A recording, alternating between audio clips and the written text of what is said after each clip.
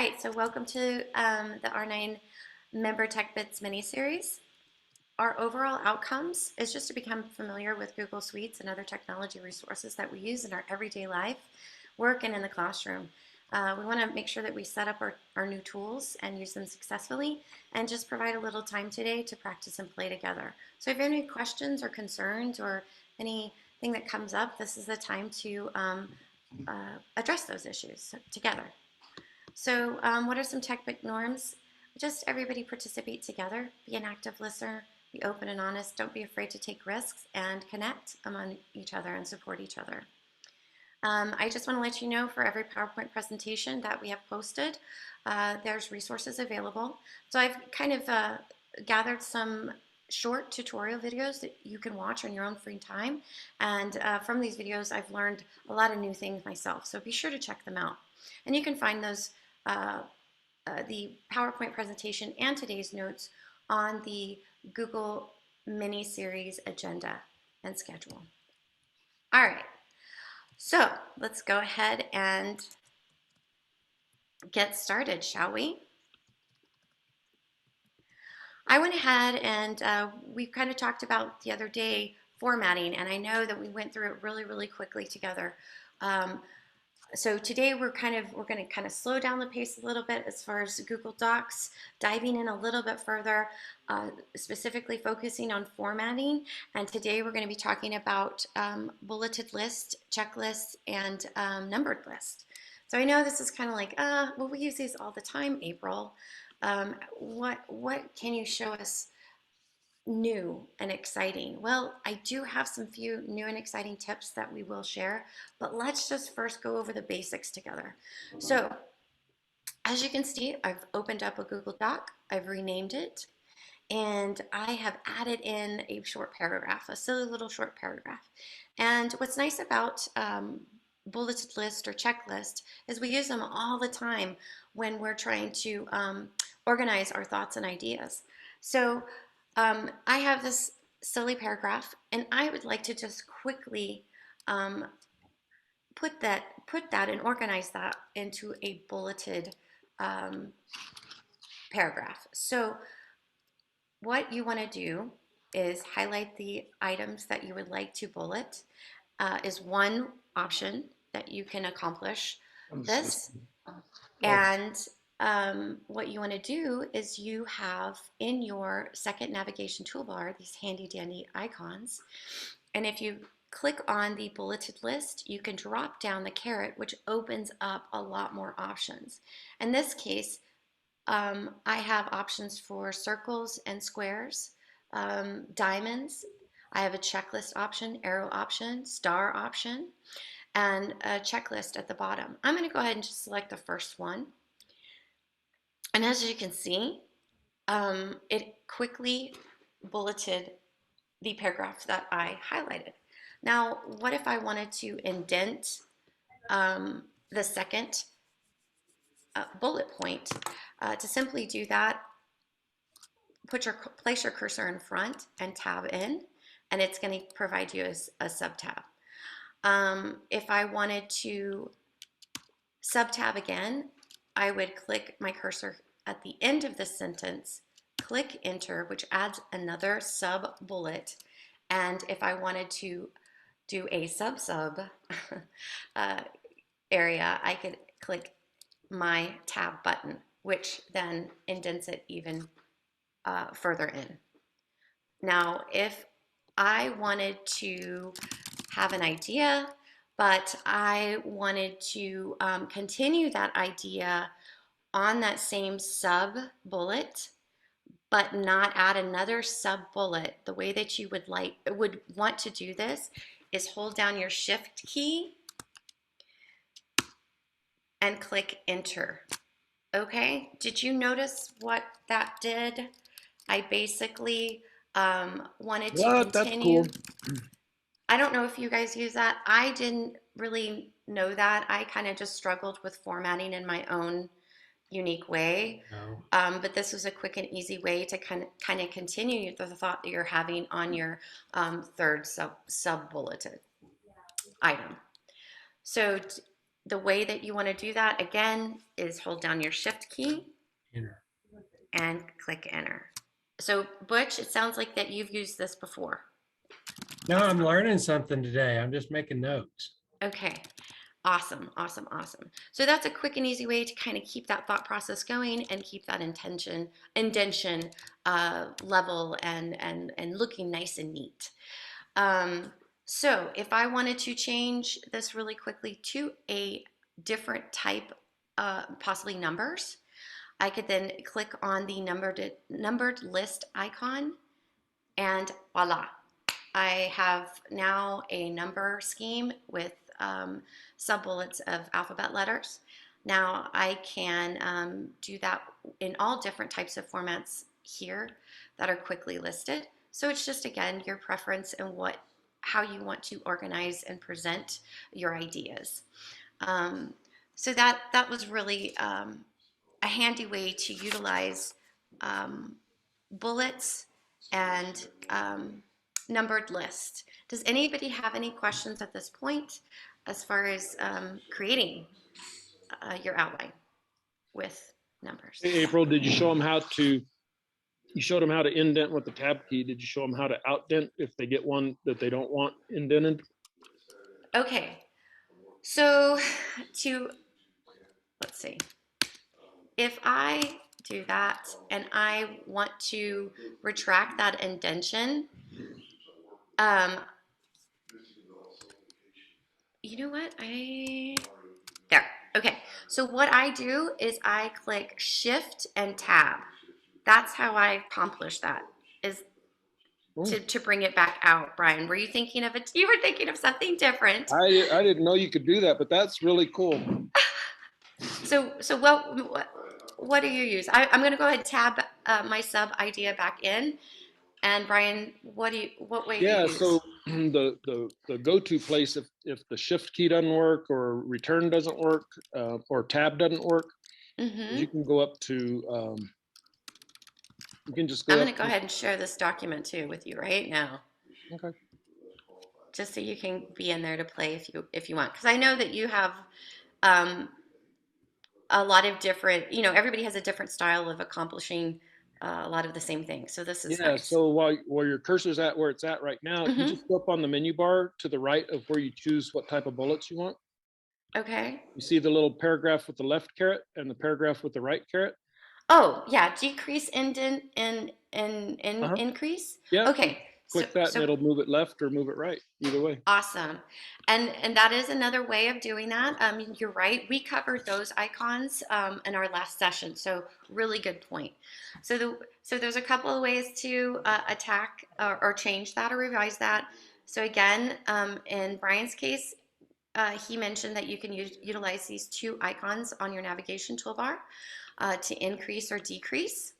Or what I did was I hit my shift and tab. The next thing that I'd like to talk about, which I did not know of this in Google Docs. So this was a really good new trick that I've learned today.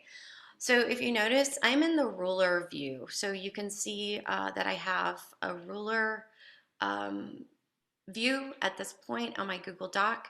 And if you don't have that on your Google Doc, the way to get that view is to go to your view um, uh, on your navigation toolbar at the top and make sure that you're in a show ruler mode, which mine is clicked.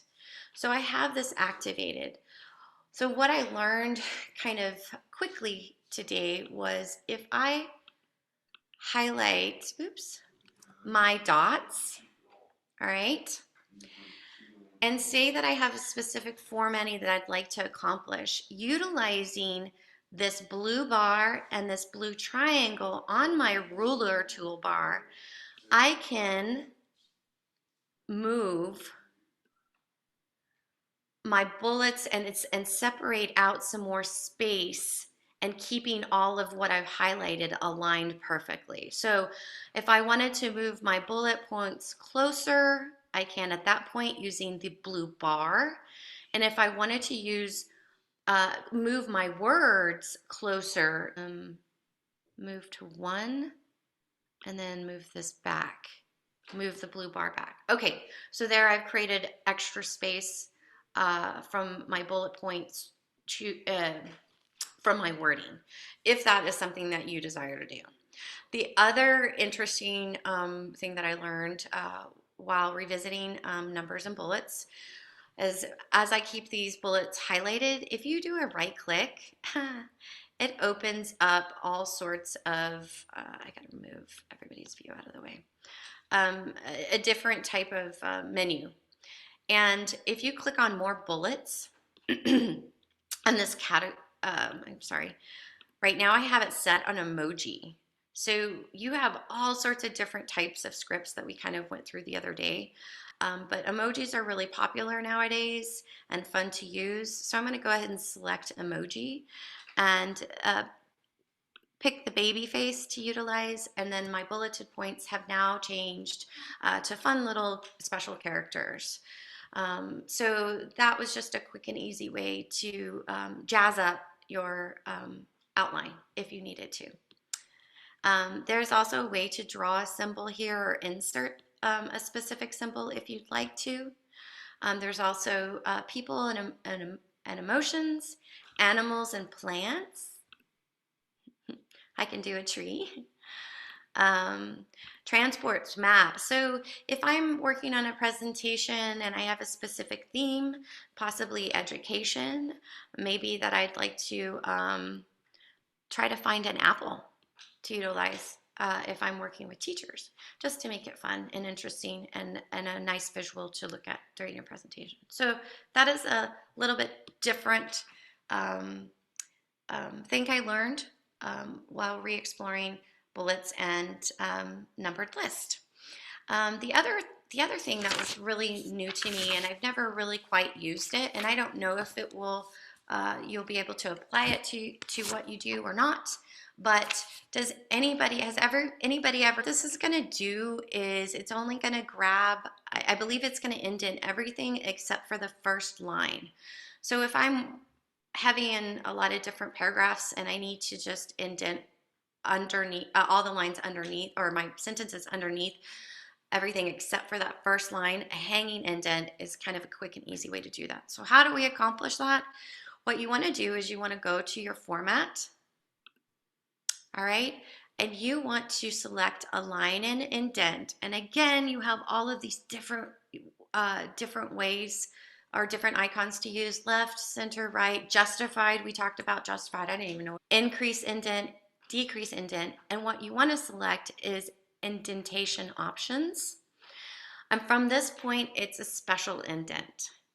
So you want to drop down the caret of the special indent and select hanging. And this gets pretty specific, so you can do a 0.5, or maybe I would like to change this to a 1 inch. And go ahead and click apply, and nothing happened. So let me try that again. Yep, April, it worked. What you Did need it? to do is you need to get rid of the carriage return between return starts a new paragraph. Okay. So when you hit return right there, it'll put dogs that have worked as it starts a new paragraph. So what the hanging indent does is text following that paragraph will always indent that 1 inch that you told it to Okay. until you hit the return key. And when you hit the return key, it starts a new paragraph.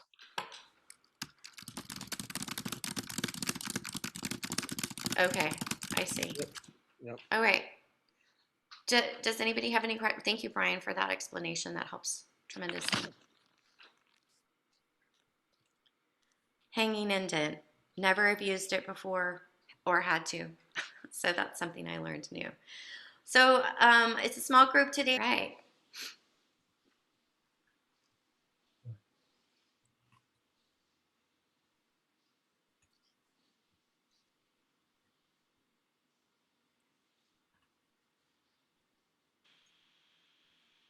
Indent, increase, there There you it go. is.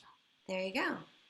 Now, if you wanted to take that back, there's a couple of ways, or undo what you've just done. You can click your undo redo. You can use your indent keys, or I hit Shift Tab, which walked it back out. So that was a little keyboard trick that I picked up. Gotcha. All right, let's see here. You're doing good. I wish I would have had you as a tutor last year when I was taking all the classes. This would have been good. Good. That's very nice. That's very kind of you to say. To take it to the next level, and maybe since those numbered lines are highlighted, you can change them to emojis. Oh yeah, That's what I fun. want to do. Oh no, I'm forgetting where you did the emojis. Okay, that's okay. So what I suggest is go ahead and highlight your 1, 2, 3 like you had. Okay. What I meant is the 1 parentheses, 2 The parentheses, numbers. 3 parentheses. Yeah, the numbers. I'm Gotcha. sorry. There you Okay. go. Perfect. Well. Oh, it's okay. Oh, And then okay. right click, what you're doing. Excellent. Okay, so Okay, right so click. right click. Now see where it says more bullets. Yes. Now on that one, it kind of gives us some little symbols. Now you're in the right place. There you should see, go ahead and go back to that drop down carrot of the symbols. Okay. And at the very Oh top, yeah. emoji. Bingo. Now, if you want to change your emojis, like people and emotions come up first, but yeah, perfect. See? Cool. Awesome. Oh, sports. You saw sports. I know why you went there. Well, we're gonna make it a fall theme. Okay. Good deal. Oh, pumpkins. Very, very, very, very cute. All highlighted, right click, more bullets, and then we can switch it up as needed. Yes. Good deal. So great when you're working with students, you know, kind of make those bullet points, those points that you're trying to have them focus in on. Make it fun with pumpkins. Arrows. Cool. Yep, you got it. Sky's the limit at that point. All right. So, all right. Well, I think we're out of time as far as. how do you get the well, we have a bullets minute. again? I'm sorry. One last question. How do you get the special bullets? You highlight it and then shift click or what? Highlight and then he did a right click. Okay, more bullets. More bullets and then going to the emoji. And you can go to whatever. Okay. Okay. Good. Cool. Thanks. Okay. All right. Well, thank you, everyone who participated today. Well, thank you. It. That was helpful. Thank you, April. Okay. Hi, Toby. I didn't even see you. For some reason, you just popped in. You missed my picture. I did. I apologize. But thank you, everybody, for joining today. We're going to have this recorded session posted on the I got everything else. mini-series agenda and schedule, so be sure to check that out. Little Canon cameras. I'm going to go ahead and start.